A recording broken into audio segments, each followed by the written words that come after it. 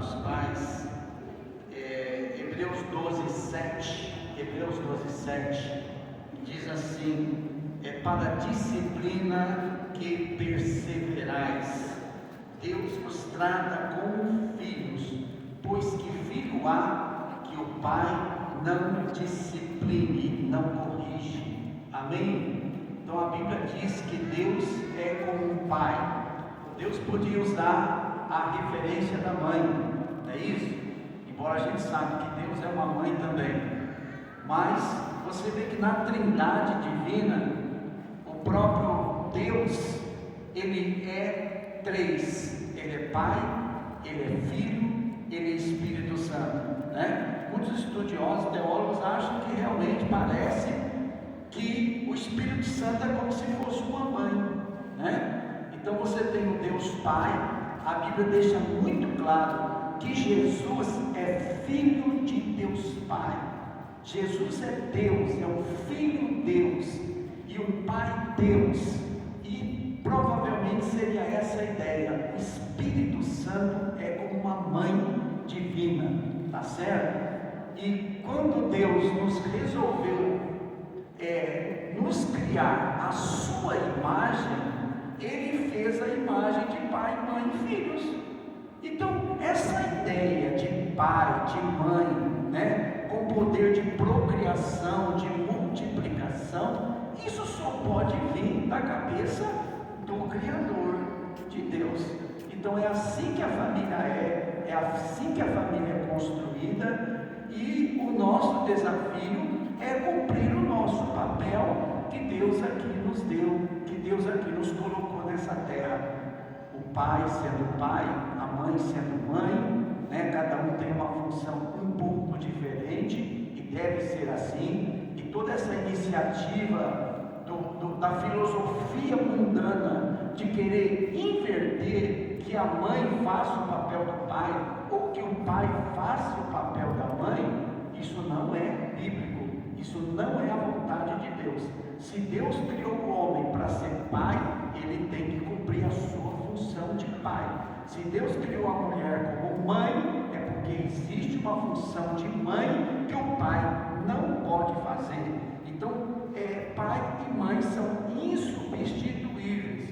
E toda essa doença da nossa sociedade, todo esse sofrimento da nossa sociedade, é porque os homens não têm conseguido cumprir a missão que Deus lhes deu. Deus te criou pai, você tem que exercer sua função que Deus te deu. Deus te fez mãe, é mãe que você tem que ser. Essa é uma missão que Deus te deu. No caso, o filho tem que honrar pai e mãe, como diz a Bíblia, porque o filho que honra pai e mãe terá vida longa e feliz na terra. Amém? Então deixa essa palavra aí para os pais e também para as mães. Saber o que eu falei para os pais, porque as mães podem cobrar depois, como o pastor falou. Amém? Amém? Então Deus abençoe as nossas famílias aqui representadas. Amém, gente? É isso aí que eu queria fazer. Nós já oramos para os pais? Não, né? Já oramos, né? Amém?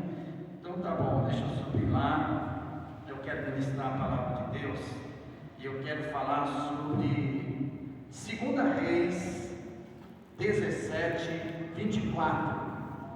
Eu quero falar para você o seguinte: se você é de Deus, o diabo não vai ter poder na sua vida. O terreno que Deus ocupa é dele. E não pense que Deus perde para o diabo. Deus nunca perdeu para o diabo e nunca vai perder. Ah, pastor, mas por que Deus permite que o diabo entre? Por que o diabo atrapalha? Por que o diabo prejudica? Por que o diabo faz? Deus permitiu o diabo para castigar você. Deus permite o diabo entrar para castigar você. Porque quem sabe com a dor, com o castigo, com o sofrimento, você se arrependa e volta para Ele. Amém? Respondendo aqui uma palavra profética para alguém que está precisando, a dor e o sofrimento que Deus permite você passar É uma forma de Deus te chamar para o conserto.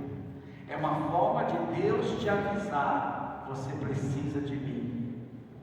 Não é para essa dor, esse sofrimento, transformar você numa pessoa revoltada, numa pessoa rebelde.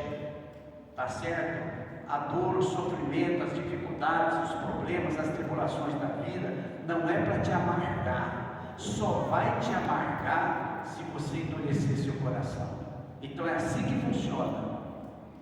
Deus te manda um remédio ruim, Deus te manda um remédio amargo, você não toma, você fica rebelde, você foge da mão do Senhor, o remédio vira veneno na sua alma. O remédio vai fazer mal, não porque o remédio é ruim, mas a sua atitude muda a composição do remédio, e o remédio passa a fazer mal por causa da sua atitude. Mas quando você humildemente vai para a presença do Senhor, busca o Senhor, o remédio faz o efeito de te curar, de te libertar, de transformar você. Amém? Eu quero falar desse texto. Ele tem uma mensagem aqui muito poderosa, e esses dias Deus tem me feito lembrar essa palavra de 2 Reis 17, 24. Então diz assim, que o rei da Síria, Assíria, inimigo de Israel, estão no norte de Israel, inimigos. Hoje é o Irã, hoje é o Irã, a Síria, tá? A Síria, hoje é a Síria, chama Síria, né? Na verdade, aqui fala Síria, mas tinha a Síria e Síria, quer dizer, eles mesmos já tinham brigado e tinha dois povos lá, a Síria e a Síria. O rei da Assíria, que é Salmanasar V, tá? Trouxe gente da Babilônia, de Cuta, de Ava, de Amate e de Sefarfaim, e fez habitar nas cidades de Samaria, em lugar dos filhos de Israel. Tomaram posse de Samaria. Samaria é um estado de Israel, e lá habitaram nas suas cidades. A princípio, quando passaram a habitar ali, não temeram o Senhor. Olha só, então esse povo era assírios, eles não eram israelitas, porque isso era uma forma estratégica que os reis antigos tinham para desculturar um povo. Presta atenção, porque isso aqui já se fala que está acontecendo no Brasil e no mundo. Eles querem desculturar, eles querem tirar a cultura israelita, eles queriam tirar a cultura israelita e implantar uma cultura assíria. Hoje no Brasil existe um pouco dessa tentativa, está freando, está parando, está acabando, e ainda esse ano acaba. Agora eu falei com o profeta, tá? Esse ano ainda acaba. Essa vontade de desculturar, tirar a cultura brasileira, a cultura do povo do Brasil, e querer trazer uma cultura oriental, que é uma cultura ateísta, uma cultura de um povo que não acredita em Deus, só acredita na ciência, mas não acredita na Bíblia. E o povo brasileiro acredita na Bíblia. Olha só, você pode até pesquisar no Google aí. Numa pesquisa que foi feita, quantos brasileiros acreditam em Deus? Imagina aí. Nos dias de hoje, com toda essa cultura que tem tentado invadir e destruir, né? Pensando aí nas universidades, nas escolas, na maioria escolas municipais, tentando implantar uma cultura ateísta, uma cultura de que Deus não existe, uma cultura que não tem que honrar os pais, que a família está falida, e etc. E a gente não precisa amar a pátria, nem amar uns aos outros, cada um por si, e Deus para ninguém, porque se é cada um para si, não precisa de Deus também. 89% dos brasileiros acreditam em Deus. surpreso, gente. Não ouvi nenhum glória a Deus, mas tá bom. Os anjos estão dando glória a Deus. 89% dos brasileiros acreditam em Deus. Agora tem uma notícia melhor do que essa. Dos 89% do povo brasileiro que acredita em Deus, 70% acredita no Deus das Escrituras Sagradas. Eu falo para você que o Brasil é um país que foi dado ao povo de Deus. Eu falei já expliquei isso aqui na história. Eu já expliquei na história. Há 500 anos atrás, Deus inspirou Pedro Álvares Cabral e toda a tripulação que veio com ele eram judeus. O Brasil foi dado para o povo de Abraão, que depois tornaram-se cristãos. O Brasil tornou-se um país cristão. É um país que 70% de gente que acredita no Deus da Escritura. Então, o diabo quer tirar a cultura do povo brasileiro, como já fazia, gente, há 1000 anos atrás, 1000 anos antes de Cristo, há 3000 anos atrás, o diabo já tinha essa estratégia de que para tirar a cultura de um povo, e no caso deles muito melhor do que hoje, porque não basta entrar numa nação e tentar destruir a cultura de uma nação. Eles faziam muito melhor. Eles tiravam a pessoa dessa terra e levavam para a terra deles, e pegavam o povo da terra deles e traziam para a terra que eles dominaram. Mas o que aconteceu? Verso 26, verso 25, né? A princípio, quando passaram a habitar ali, não temeram o Senhor. Por que não temeram o Senhor? Nem conhecia o Deus de Israel. Quem é o Deus de Israel, gente? Jeová, Javé, Jeová. É esse Deus. Você sabe que ele se apresentou para Abraão como Eu Shaddai, Todo-Poderoso, e depois para Moisés ele disse: Moisés, eu vou te falar teu nome. Eu sou o que sou. Eu sou assim. Eu sou Deus. Eu sou aquele que é, aquele que era, aquele que há de vir. Eu sou o Deus que sempre serei do jeito que eu sou. É esse que é o nome de Jeová. Jeová é o seguinte: Deus é, Deus tem, Deus faz, Deus pode.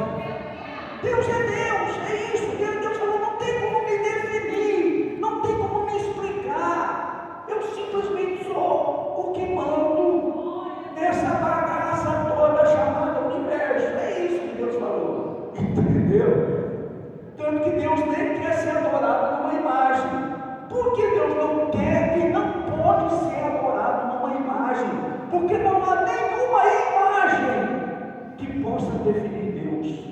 Se você quer uma imagem que te ajuda, você olha para o universo. Olha para o universo, é 15 bilhões de anos-luz. 15 bilhões de anos-luz. E eu já expliquei isso para vocês. O telescópio James Webb ficou um mês viajando numa luz infravermelha, que eu acredito que é melhor, porque é mais do que a velocidade da luz. E em um mês ela fotografou o que seria o fim do universo.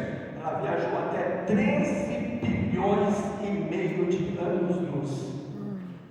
E o que descobriram?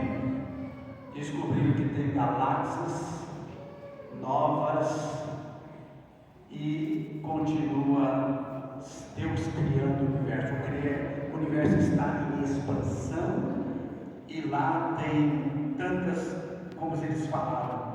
Na verdade, nós temos que refazer nosso conceito de universo. Jogue fora todos os livros que vocês sabem de universo. Um novo conceito se descobriu, que eles chamam agora de um multi-universo. Porque são universos dentro de universos, que nesse corpo, nessa natureza humana, jamais alguém pode só imaginar, mas não pode ir lá, jamais não pode ir nesses universos que Deus criou. Se é possível ir, tem que ir no Espírito, tem que ir com um corpo diferente, glorificado, tipo de Deus. Então aí você fala, meu Deus, o pastor está falando de ciência, de universo. Pois é, mas esse universo que eu acabei de descrever para você, é a única imagem que define bem Deus.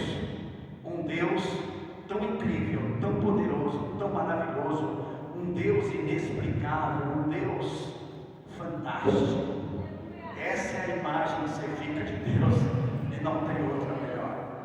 O próprio universo de Deus, a casa de Deus, define quem é Deus. Tá certo? Você passa numa rua, você vê uma casa de pau a pique, uma casa, você sabe que mora ali é uma pessoa pobre.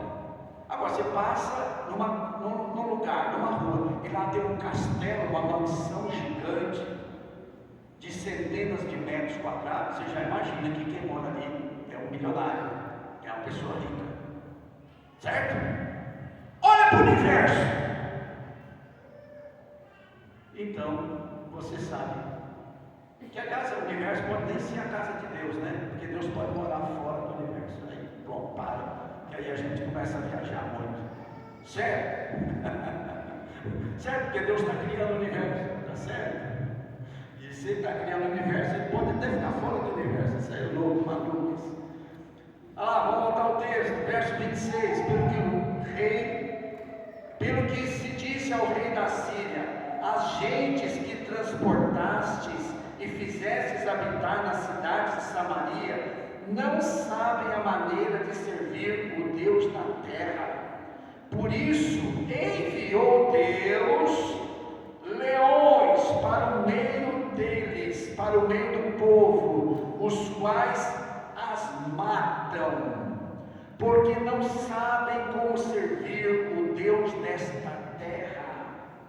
Então o rei da Síria mandou dizer: levai para lá um dos sacerdotes que de lá trouxestes, no caso aqui para a Síria, leve de volta o sacerdote de Israel, que ele vá lá, habite lá e ensine a maneira de servir o Deus da terra. Foi, pois, um dos sacerdotes de Israel que haviam levado para Samaria, da Samaria para a Síria, e voltou para Samaria, habitou em Betel e lhes ensinava como deviam temer o Senhor.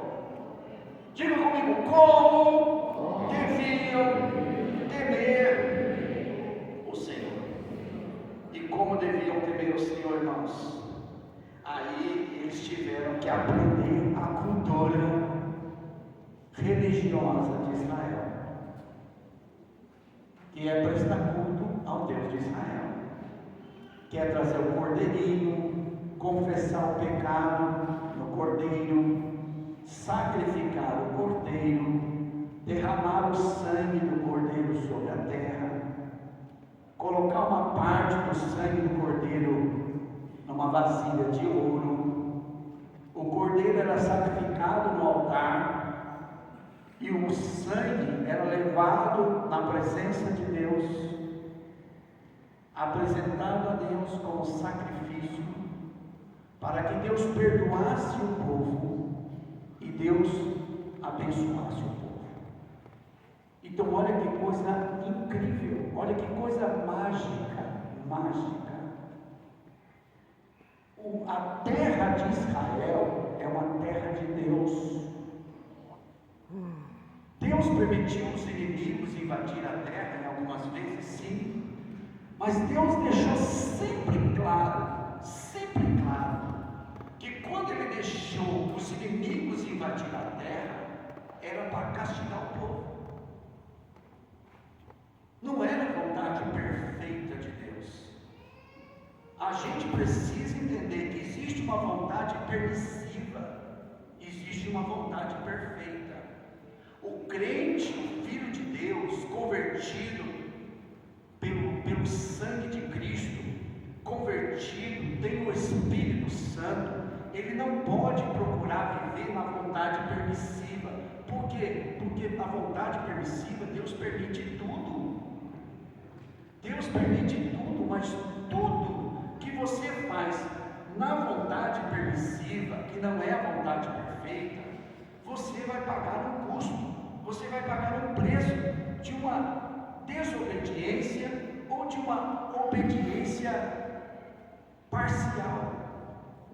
Nós temos que procurar viver e fazer a vontade perfeita de Deus, porque a terra de Israel é terra de Deus, e todos que entrarem ali sem a permissão de Deus, sem a vontade de Deus, vão ser castigados, como acontecia. Gente, diz que leões apareceram. A terra de Israel nem é uma terra cheia de leões, gente. Mas aconteceu naquele tempo que surgiram leões e atacavam os assírios e matavam as pessoas, de maneira que eles se incomodaram e foram avisar o rei da Assíria, o Salmaneser, e falaram: olha, leões aparecem, está matando o nosso povo lá naquela terra. Aí consultaram os sábios, e os sábios falaram: deve ser o Deus desta terra, porque esse conceito de que Deus existe, de que existem deuses, e que deuses ocupam lugares, ocupam terrenos, ocupam territórios, e é verdade, gente. Quem tem experiência missionária sabe, se você ficar viajando as nações, orando, buscando a Deus, você vai sentir os climas diferentes, os ambientes são diferentes. Existe um ambiente numa casa abençoada, onde Deus governa, onde Jesus é adorado, onde o Espírito Santo opera, age, se move. Existem lugares que são cheios de demônios, de espíritos maus, que as pessoas chamam de deuses, que muitas pessoas adoram como deuses. Aliás, está em Deuteronômio, quando Deus diz: não adorarás imagens de escultura, não adorarás os deuses das nações, porque eles são demônios. A Bíblia diz que são demônios. E esses demônios vieram para o Brasil. Sabia que vieram para o Brasil? Há uns anos atrás, o Brasil foi encharcado de bruxos, satanistas e demônios. Trouxeram para cá muitos demônios. Se você souber o que tem acontecido no Brasil, e não só no Brasil, nas nações, foi um movimento de muito satanismo e bruxaria. Vocês podem estudar isso, vocês podem pesquisar o que eu estou falando. A partir de 2018, eu te dou até a data, 2018, aqui no Brasil mesmo houve muita bruxaria. E sabe o que aconteceu? 2 anos depois veio a pandemia. Engraçado, né? Pestes e pragas. Isso é um juízo de Deus sobre a terra. Agora eu quero te dar uma boa notícia. Esses demônios estão saindo do Brasil. Eu vou lembrar uma profecia que eu fiz há uns meses atrás, acho que aproximadamente em maio. Eu falei que em julho Deus disse que ia virar as mesas. Foi ou não foi? Deus disse: Deus está virando as mesas. Deus está se movimentando no Brasil. O povo de Deus está se unindo, está orando. E está havendo um movimento nos céus. E Deus está voltando a recuperar esta terra para Ele. Porque o Brasil jamais será chinês. O Brasil jamais será russo. Porque tanto China quanto Rússia são nações que rejeitam Deus, o Deus das Escrituras, o Deus Criador, o Deus como nós imaginamos. Vocês sabem disso. Se tiver dúvida, pesquisa. Hoje tem o Google, hoje tem a inteligência artificial aí. Faz pergunta para o oráculo. Aliás, o oráculo, ainda vou trazer aqui uma mensagem para mostrar para você quem que é a besta que o anticristo ainda vai se levantar na terra.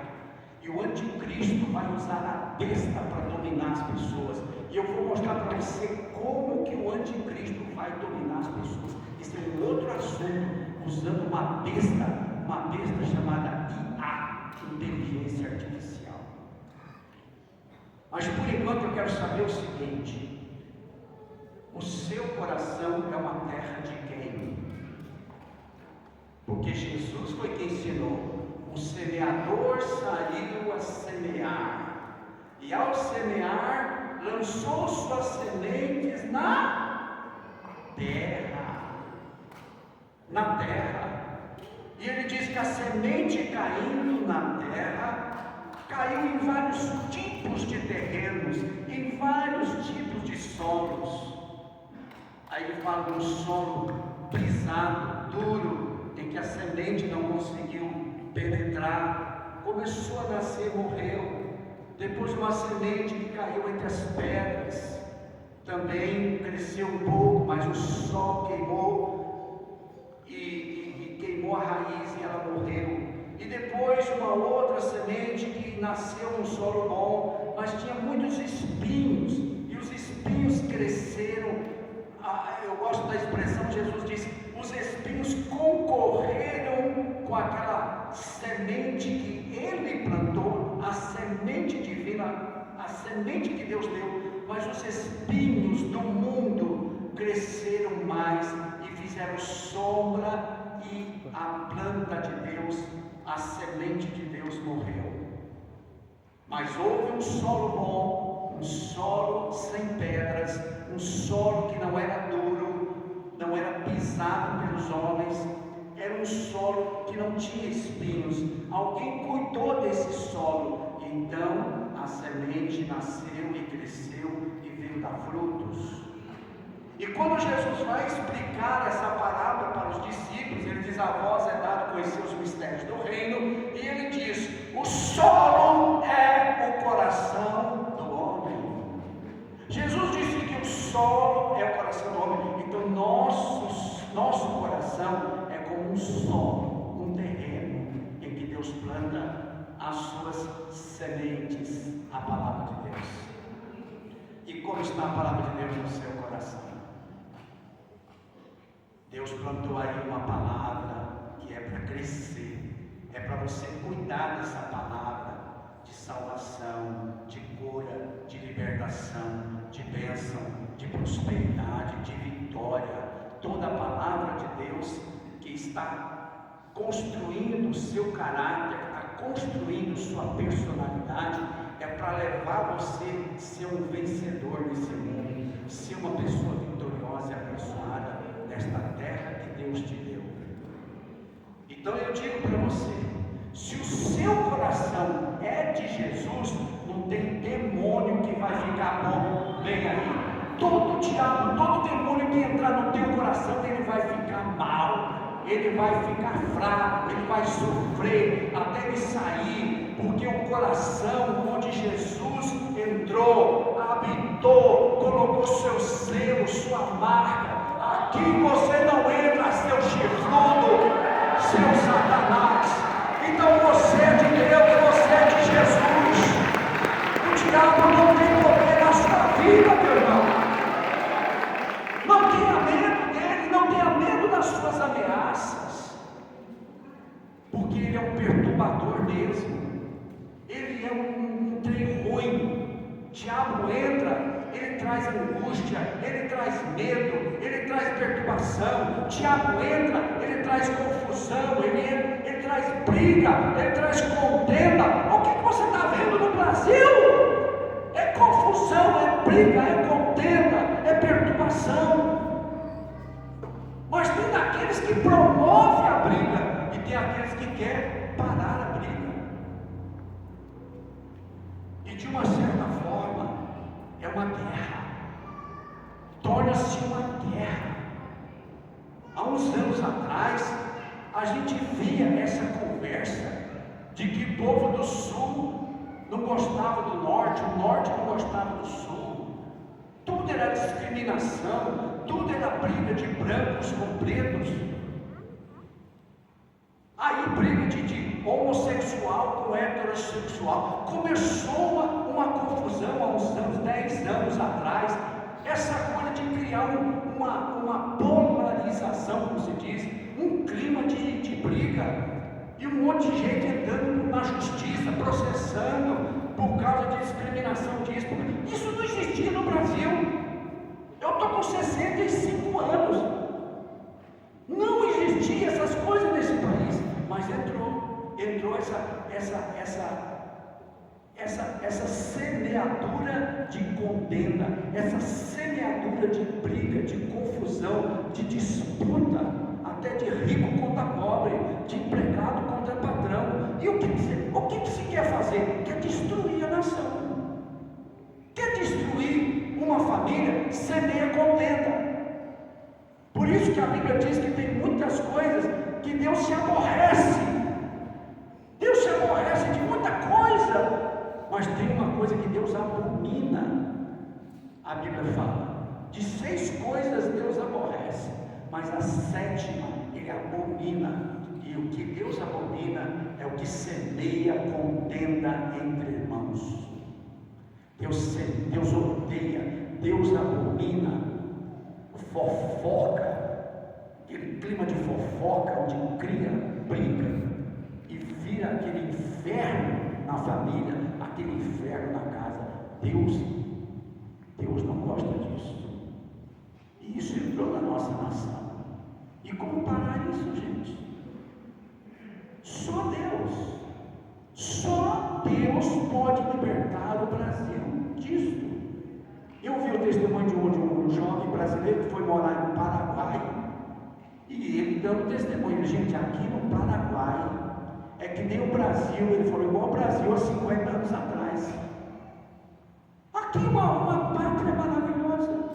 Estou falando do Paraguai. Ele falou, não vem morar aqui, vocês vêm aqui.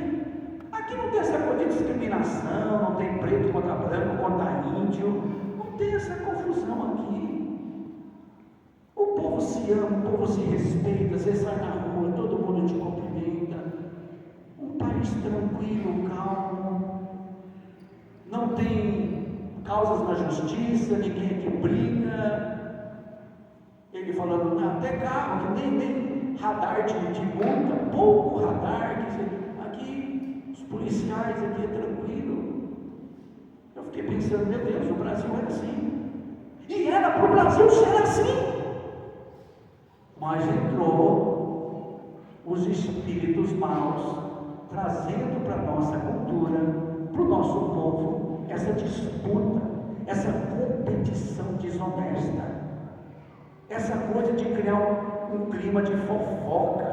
Aí o patrão está te roubando, o empregado está te roubando, né? O diabo fala para o patrão, o empregado está te roubando, o diabo fala para o empregado, o patrão está te enganando, e vai entrando aquele clima de desavença, de desentendimento, de fofoca, aquele clima.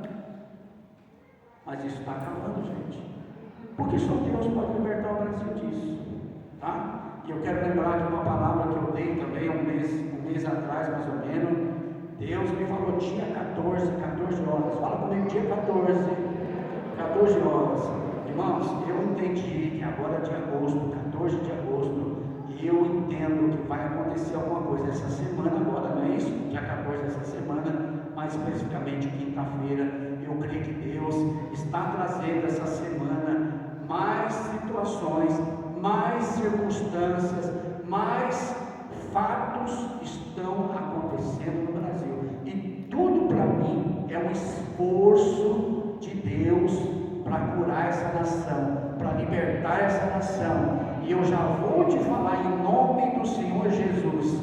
Anota aí, 2026, 2027 e 2028, o Brasil vai entrar numa fase de prosperidade e avivamento. Anota aí. E vai se cumprir muitas das promessas que Deus tem feito para nós. Porque pelo que eu entendo, tem muita promessa que está emperrada. Eu vejo que tem muita coisa que está emperrada, gente. Não sei na sua vida, mas tem muita coisa que você não consegue fazer, que você já planejou, que você está... não consegue. Tem muita coisa emperrada nesse país. E vai desemperrar. Vamos fazer a oração do desemperrado, do destravar.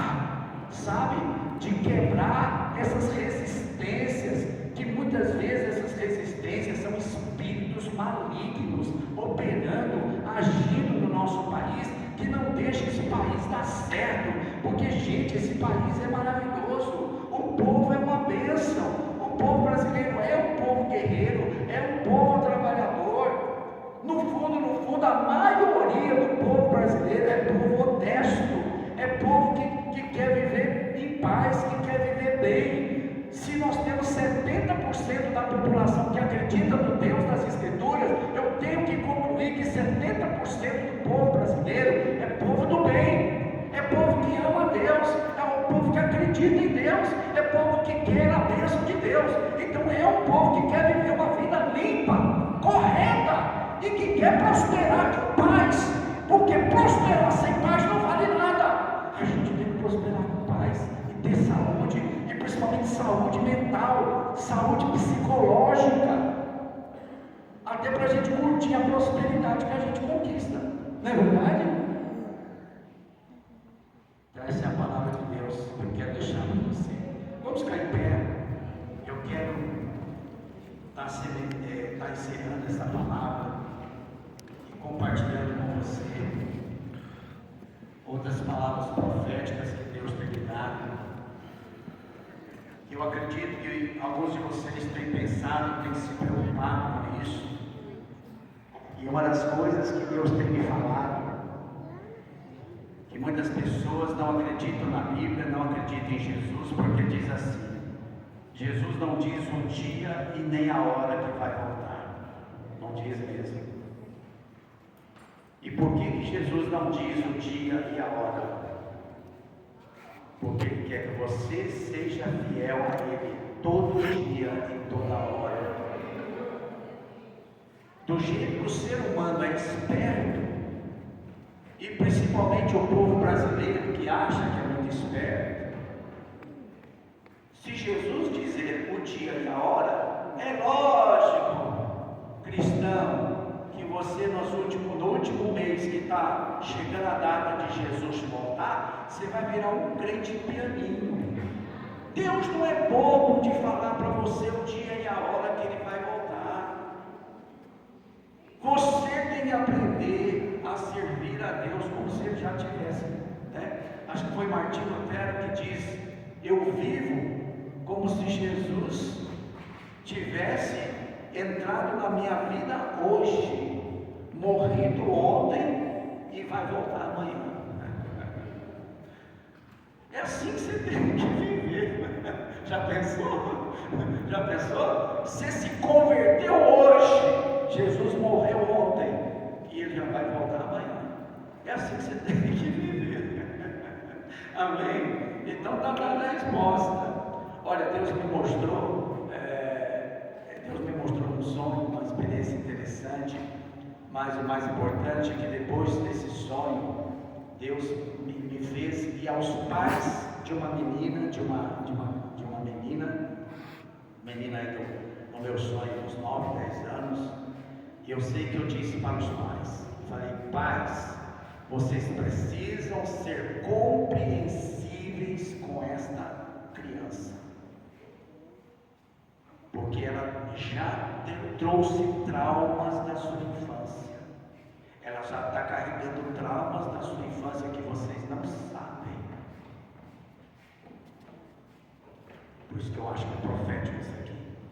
E eu disse para os pais: pais, a sua filha é linda e poderosa, mas ela ainda não sabe disso. Uau! Você que tem meninas aí, filhos aí, essa palavra é para você. A sua filha, esses adolescentes aqui, lindos. Menina, você é linda e poderosa, mas você não sabe disso. E é melhor que antes de saber, você conheça Jesus, e ande com Jesus, e aprenda a servir Jesus. Porque uma pessoa que é linda e poderosa tem que ter juízo, né, gente? Tem que ter juízo. Assim como dizer aos homens que você é forte e sábio. Uau! Você, homem, é um homem forte e muito sábio, mas você não sabe ainda que você é forte e sábio. Você ainda se sente fraco, você se sente pequeno, mas você está crescendo, você está crescendo. E quem cresce aparece, né, gente? Uma hora vai aparecer. Outra palavra que eu tenho aqui: o problema do pecador que está vivendo no pecado, na desobediência, na carnalidade, é que ele está distraído demais e não verá quando o castigo de Deus chegar. Esse é o problema. Você pode viver tranquilo no pecado. Você vai viver tranquilo no pecado até o juízo de Deus chegar para você, até a conta chegar. Mas você não vai ver que você está distraído com os seus pecados. Então você tem que se libertar dos pecados pelo poder do Espírito Santo. Diga: poder do Espírito Santo. É possível eu viver uma vida que agrada a Deus, de pureza no meu coração e na minha mente. E Paulo ensinou uma coisa muito importante em uma das cartas. Ele diz: ainda que eu sinta o pecado na minha natureza, ainda que eu sinta o pecado no meu coração, eu fiz a minha mente ser escrava da lei de Deus. Olha que incrível, olha que ensinamento de Paulo. Ainda que você perceba a natureza má e pecadora que você tem, mas faça a sua mente lúcida de quem é Deus e de quem é você, e que você precisa buscar a Deus e se humilhar para Deus e lutar contra essa força dessa natureza má que você tem, a natureza pecadora. Outra coisa que eu preciso falar. Ó, essa aqui eu ouvi, isso que eu ouvi. Eu gosto do meu osso. Eu tenho sonho, visão e osso. Deus disse: adianta a sua parte, que eu vou adiantar a minha. Essa palavra é para alguém aí. Você está cobrando: Deus, sabe o que você precisa fazer? O senhor precisa me dar, o senhor precisa me ajudar. Deus disse: então adianta a sua parte. Adianta a sua, que eu adianto a minha. Olha, eu vi uma família reunida, uma mãe que tem muitos filhos, muitos netos, e ela disse assim: eu nunca consigo reunir todos os meus filhos, todos os meus netos. Eu acredito que Deus está ouvindo essa oração de uma mãe que não consegue reunir filhos e netos. Quando vem um, vem outro, quando vem outro, vem um. E eu creio que Deus quer dar essa vitória, essa bênção. Eu creio que esse ano Deus vai fazer o desejo dessa mãe vó, ter seus filhos, seus netos, todos reunidos juntos numa grande festa. Talvez vai ter que alugar um salão, né? Alguns irmãos aí, os 7 filhos, 8 filhos, alguma coisa assim, né? 10 netos, 15 netos, 20 netos, meu Deus, já não está existindo família assim, né, gente? Glória a Deus. Olha, Jesus, olha aqui essa palavra: Jesus quer levar você, quer ajudar você a carregar seus fardos. Você diz para Deus que tem muito fardo, que a sua cruz está muito pesada, e Deus diz, Jesus disse: eu quero ajudar você a carregar seus fardos, porque a Bíblia diz que o seu fardo é pesado, mas o dele é leve, e Jesus convida você para trocar com ele, não é isso? Mateus 11, Mateus 11:30, Mateus 11:30, abre aí para você ver. Jesus fala: ó, porque meu jugo é suave e o meu fardo é leve. Gente, a Bíblia diz que o fardo que Jesus te dá não é pesado. O pesado é o seu bobinho. O pesado é o seu. Não diga assim: ah, mas o fardo de servir a Deus é pesado, a cruz de Jesus é pesada. Não, pesado é o seu. O de Jesus é leve. E Jesus fala para você trocar com ele. Leva o fardo dele que é leve, e ele vai levar o seu pesado. Então troca de fardo com Jesus. Isso é muito interessante, tá? E eu quero só encerrar falando uma coisa muito importante, essa palavra aqui, que Deus me deu essa semana, muito profundo. Todas as vezes que Deus fez uma grande mudança numa nação, houve uma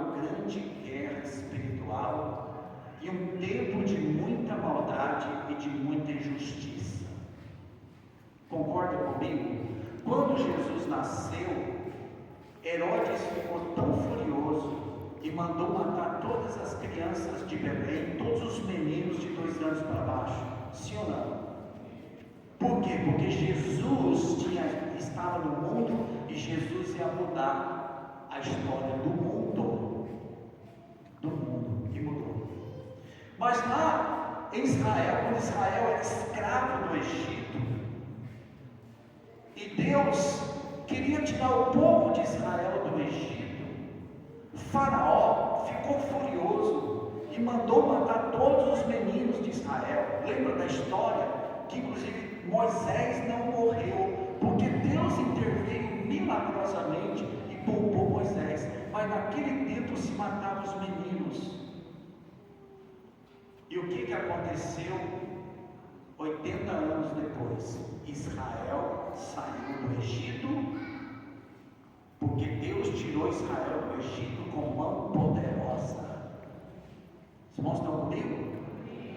Você pode ver que os homens de Deus sempre começam a sua história com muito sofrimento.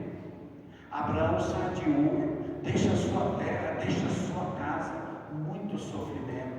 Vai para uma terra deserta que ele não conhecia.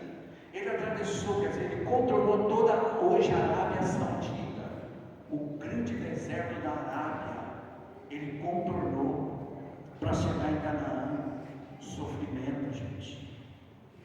Mas depois Deus deu a ele a promessa de uma grande nação. Não é isso? Jacó começa a sua vida difícil, arruma uma briga com seu irmão Esaú. Olha só, confusão, briga, tem que fugir, vai lá para a terra da Mesopotâmia, fica lá 20 anos e depois ele volta com a família e Deus dá a ele a terra de Israel e abençoa Jacó. Não é assim? E José? E José? Como que começa a vida de José, gente? Maltratado pelos irmãos, perseguido, tentaram matar José. Olha que interessante. É vendido como escravo para o Egito. E o que acontece depois, gente? Uma praga, uma peste na terra, uma seca que era para matar talvez todo o povo de Israel morreria naquele tempo, que era a família de Jacó, 65 pessoas.